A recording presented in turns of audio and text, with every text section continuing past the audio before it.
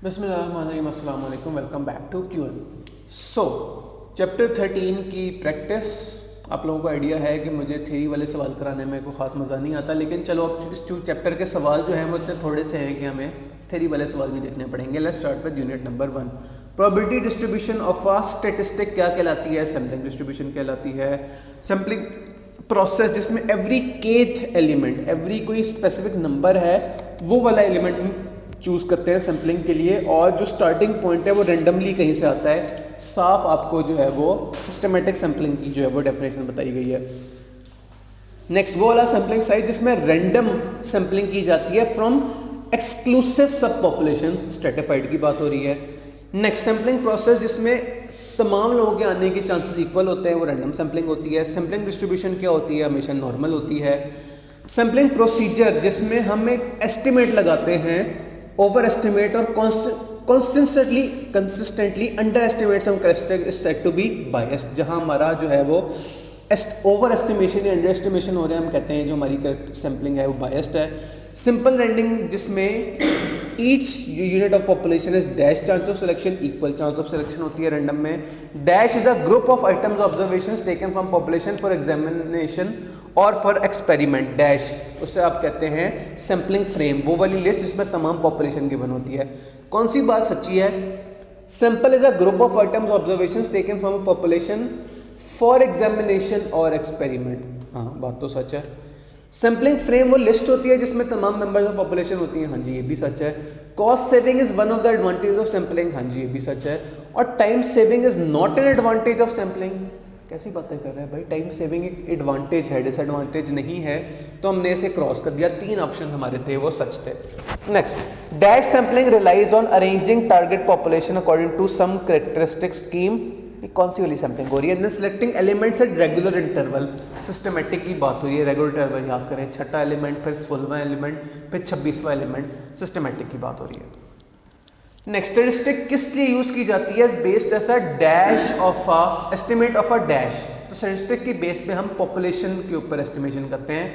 और sampling distribution of mean जो है वो किस तरह से मिलके बनती है? वो बहुत सारे सैंपल से मिलके बनती है। आगे चलें, अगला यूनिट। होपफुली यहाँ में कुछ कैलकुलेशन भी मिलेगी। Calculation the probability distribution of X bar is called, जो है सैम्पलिंग डिस्ट्रीब्यूशन ऑफ मीन या प्रोबेबिलिटी की बात कर रहा है तो प्रोबेबिलिटी ही होगी। Next, it is customary to refer to standard division of sampling as the dash standard division of the sampling distribution. Standard error कहलाता है। इस चीज़ को हम क्या कहते हैं? इस चीज़ को हम पिछले पेज पे हमने पढ़ा था, FPC कहते हैं, फाइनाइट पॉपुलेशन करेक्शन कहते हैं। अगर पॉपुलेशन साइज इन्फिनिट है या n बहुत ही लार्ज है तो फिर FPC क्या होगा? देख लेते हैं। पॉपुलेशन साइज इन्फिनिट तो हम कैलकुलेटर पे ही लिख सकते हैं। तो क्या है? n is very large as compare to n। क्या करें? n हम अज्यूम कर लेते हैं कैपिटल N 1 मिलियन, जबकि स्मॉल n हम अज्यूम कर लेते हैं 10। क्या तरीकेकार था? आपने स्क्वायर रूट लिख के क्या करना है? कैपिटल N माइनस n यानी कैपिटल N माइनस 10 और कैपिटल N माइनस 1। तो डिनोमिनेटर में हमने लिखा 10 मिलियन माइनस 1। देखिए कैलकुलेटर क्या कहता है इस बारे में। हमने लिखा square root 1 raise to power 6 minus 10 और 1 raise to power 6 minus 1। Calculator ने कहा 0.9999995। इतनी ज़्यादा दफ़ा 9 और फिर एक 5। तो ये किसके बराबर है? 0 के, इन्फिनिट के या 1 के? तो ये 1 के बराबर है। नेक्स्ट, इफ स्मॉल n इतना है, कैपिटल इतना है, FPC निकाल दें। क्या हम लिखेंगे? 1000 minus 10 divided by 1000 minus 1। Answer हमारा देख लेते हैं क्या आएगा। 1000 minus 10 divided by 1000 minus 1। Calculator बोला 0.995, तो ये रहा 0.995। आगे चलें। If small n is equal to 2, capital N is equal to 5, FPC की वैल्यू बता दें। क्या लिखेंगे कैलकुलेटर पे? 5 minus 2 divided by 5 minus 1। Square root 3 divide by square root 4। Calculator बोला 8.66, तो 8.66 ये रहा। नेक्स्ट, FPC हमसे वो कैलकुलेट किया जा रहा है। चलें अगला, मैं कैलकुलेट कोई नहीं कर रहा, मैं आपको जस्ट ये दिखा रहा हूँ। 10,000 माइनस 40 डिवाइडेड बाय 10,000 -1 कैलकुलेट कर लीजिएगा, जो बेस्ट आंसर है वो टिक कर लीजिएगा। नेक्स्ट, कैपिटल N इतना है, स्मॉल n इतना है, मीन जो है वो पॉपुलेशन का इतना है, वेरिएंस जो है वो इतना है। ऐसा करें, बता दें सैम्पलिंग डिस्ट्रीब्यूशन का, ऐसा करें वैल्यूज ऑफ पॉपुलेशन मीन निकाल दें, एंड सैम्पलिंग जो है वो स्टैंडर्ड एरर निकाल दें। कैसे निकालेंगे? तो अगर ज़रा ध्यान वाली बात है, सुनिए ज़रा, कैपिटल N 4 है, स्मॉल n 2 है, तो आपका सैम्पलिंग और पॉपुलेशन तकरीबन सेम है, एग्जैक्ट सेम है। तो हम कहेंगे जो मीन है ना वो 5.25 होगा, जो पॉपुलेशन का है वही जो है वो सैंपल का होगा, लेकिन 5.25 तो तीनों में आ रहा है। अब क्या करें? अब हमें निकालना है स्टैंडर्ड एरर। स्टैंडर्ड एरर का फॉर्मूला तो हमें पता है क्या है, आपके पास स्टैंडर्ड डिवीजन, स्टैंडर्ड डिवीजन यानी कि square root 2.1875 divided by square root n, square root n यानी कि 2। लेकिन क्या हमें इसमें कुछ मल्टीप्लाई भी करना है? क्या इसमें हम FPC भी मल्टीप्लाई करेंगे? FPC हम कहाँ मल्टीप्लाई करते होते थे? जब विदाउट रिप्लेसमेंट हो और जो आबादी का 5% से ज़्यादा जो पोर्शन है वो सैंपल हो गया हो। यहाँ तो आबादी का 50% पोर्शन जो है वो सैंपल हो गया है, तो हम इसे मल्टीप्लाई करेंगे FPC से। FPC क्या होगा हमारे पास? 4 - 2 डिवाइडेड बाय 4 - 1। ये ज़रा कैलकुलेट करें, देखें क्या आता है। Square root 2.1875 divide by square root 2 multiply by square root 4 - 2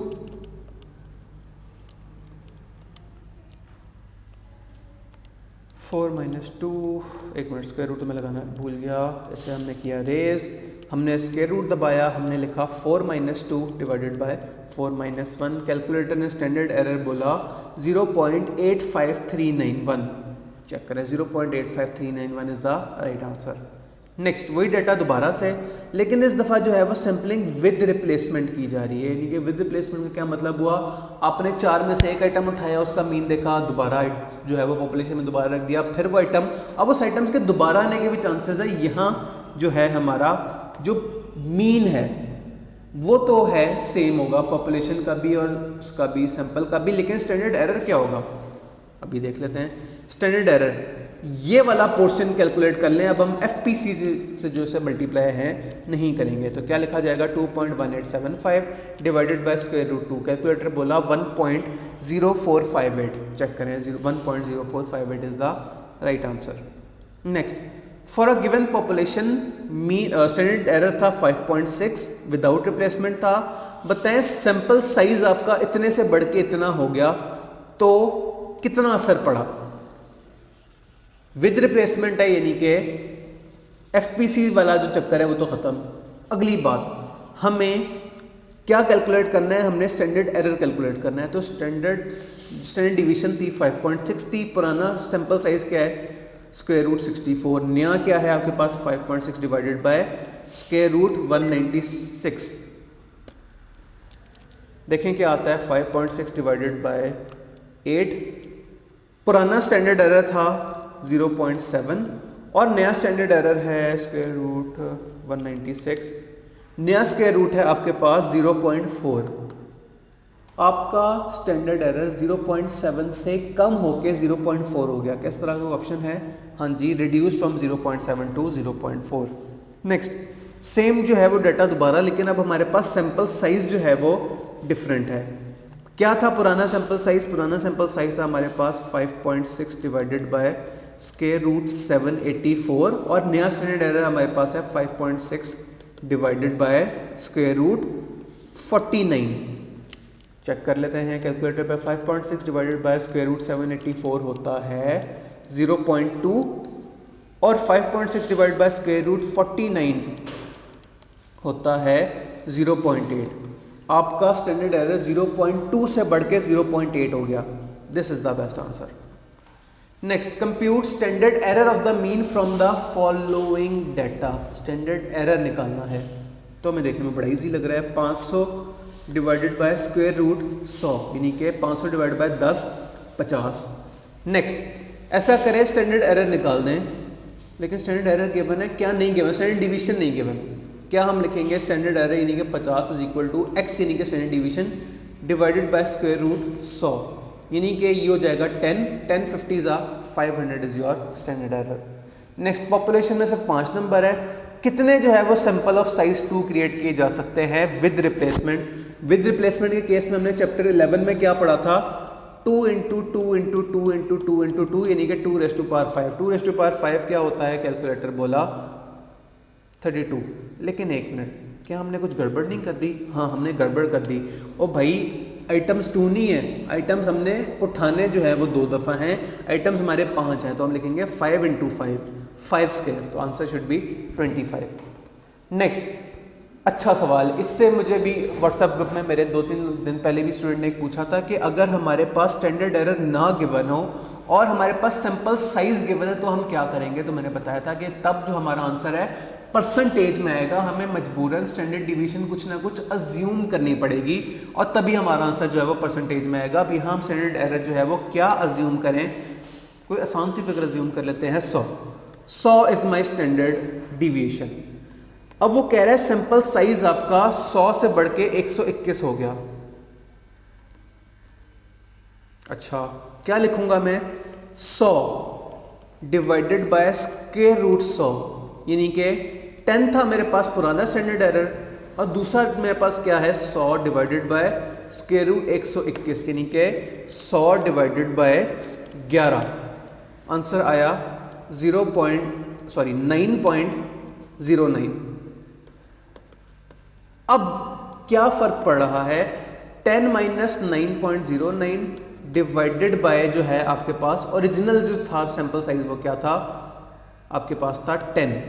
पहले जो था 100 था ना, बाद में 121 हुआ, तो 10 माइनस 9.09 डिवाइडेड बाय 10 क्या होता है, कैलकुलेटर बोला 0.09%, यानी कि 9.09% इज द आंसर। आपका जो स्टैंडर्ड एरर है वो डिक्रीज हो गया। और कॉमन सेंस भी कहती है कि हाँ भाई, जब हम सैंपल साइज इंक्रीज करेंगे तो हमारा सैंपल स्टैंडर्ड एरर डिक्रीज होगा। नेक्स्ट, मशीन जो है वो कंपोनेंट बनाती है। अच्छा, 40 कंपोनेंट्स का हमने सैंपल लेना है, मीन जो है वो 380 है, स्टैंडर्ड डिवीजन 100 है। ऐसा करें 99% कॉन्फिडेंस लेवल पे कॉन्फिडेंस लिमिट निकाल देते हैं। 380 plus minus 2.58 into standard division क्या है गिवन है, ये रही 100 डिवाइडेड बाय स्क्वायर रूट, कितने आइटम्स थे 40 डिवाइड बाय स्क्वायर रूट 40, तो 380 plus 2.58 into 100 divided by square root 40 होता है। अपर लिमिट हमारे पास आई 420.79, तो 420 यहाँ भी है, 420 यहाँ भी है, हमें फर्दर कैलकुलेशन करनी पड़ेगी। पुराना कैलकुलेटर में जो मान लिखा है वो लिखे रहने दें, बस प्लस के बजाय माइनस लिख दें, आपका कैलकुलेटर बोलेगा 339.2। चेक करें 339.2, this is our closest option. आगे चलें, होमवर्क स्टार्ट हो गया। इसमें अब देख लेते हैं, कुछ ही सवाल हैं। Confidence dash are the values at the end of each confidence interval, confidence limits की बात हो रही है। Dash is obtained if both confidence limits are added together and divided by 2। Common sense कहती है कि वो मीन होगा, लेकिन स्टिल मैं आपकी तसल्ली कराता हूँ। आपके पास मीन था 500, आपके पास कॉन्फिडेंस लिमिट्स हैं 480 से लेके 520। 520 और 480 को ऐड करें, डिवाइड बाय 2 करें, इंशाल्लाह आपके पास 500 ही आएगा, तो आंसर शुड बी मीन।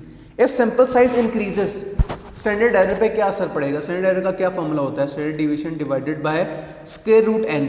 तो डिनोमिनेटर वाली चीज़ बढ़ती है तो न्यूमरेटर वाली चीज़ कम होती है, हम कहेंगे हमारा स्टैंडर्ड एरर कम होगा। कंप्यूट ऐसा करें, कॉन्फिडेंस इंटरवल निकाल दें।